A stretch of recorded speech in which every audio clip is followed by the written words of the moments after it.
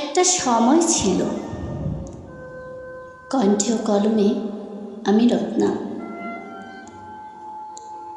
একটা সময় ছিল যখন ভালোবাসাটা আমি তেমন বুঝতাম না, কিন্তু কেউ কেউ হয়তো আমাকে খুব ভালোবাসত। আমি দেখতাম, শুনতাম, অথচ অনুভব করতে পারতাম না। আর এখন আমি ভালোবাসাটা বুঝি, হৃদয় দিয়ে অনুভব করি, কিন্তু সেই ভালোবাসা বোঝার মানুষগুলো আর নেই। হয়তো বড্ড দেরি হয়ে গেছে, নয়তো আমার ভালোবাসাটা এখন অর্থহীন। একটা সময় ছিল যখন আমি মোবাইল ফোনের কল রিসিভ করতে বিরক্তি বোধ করতাম। কারো ফোনের কারণ জানার আগ্রহ আমার ছিল না, কিন্তু এখন আমি সারাটা দিন অপেক্ষা করি একটা ফোন কলের আশায়। কিছুক্ষণ পর পর দেখি কলটা বেজে ওঠে না কেন, ফোনটা আবার সাইলেন্ট হলো কিনা।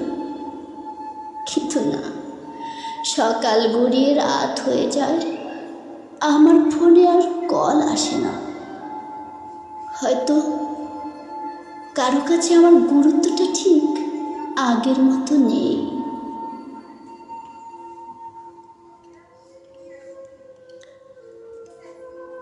একটা সময় ছিল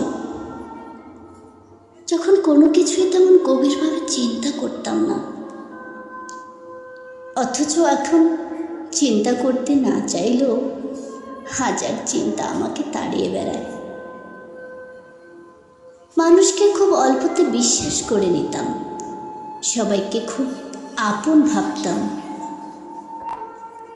কিন্তু এই সময়টাতে এসে কাউকে বিশ্বাস করতে, আপন ভাবতে ভয় হয়।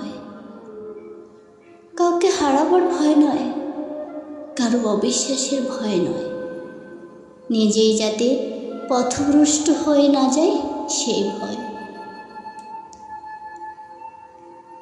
একটা সময় ছিল যখন বৃষ্টি আমার খুব প্রিয় ছিল। বৃষ্টি আসলেই ঘরের বের হয়ে যেতাম, মনের মাঝে সে কি আনন্দ। ঘন্টার পর ঘন্টা ভিজে ভিজে শরীরটাতে কাঁপুনি ধরে যেত। বৃষ্টির প্রতিটি ফোঁটায় হৃদয় অঙ্গনে একটা অন্যরকম শিহরণ জাগত। কিন্তু এখন সেই অনুভূতিটা আর হয় না। কেন জানি মনের ভেতরটা আটকে ওঠে।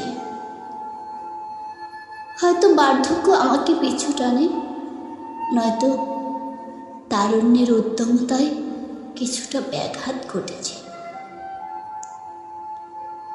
একটা সময় ছিল যখন মায়ের সামান্য কথায় কেঁদে কেঁদে চোখের জলে বুক ভাসিয়ে দিতাম। না খেয়ে অনেকটা দিন রাত পার করে দিতাম। অভিমানের পাল্লাটা বেশ ভারী ছিল। আর এখন সেই আমি হাজার কথার আঘাত, অসহ্য যন্ত্রণা সব কিছু হাসি মুখে সরে যায়। কারো কটু কথায় এখন আর আমার চোখে জল আসে না। আবেগটা হয়তো কমে গেছে। এখন আর না খেয়ে থাকি না, আসলে থাকতেই পারি না।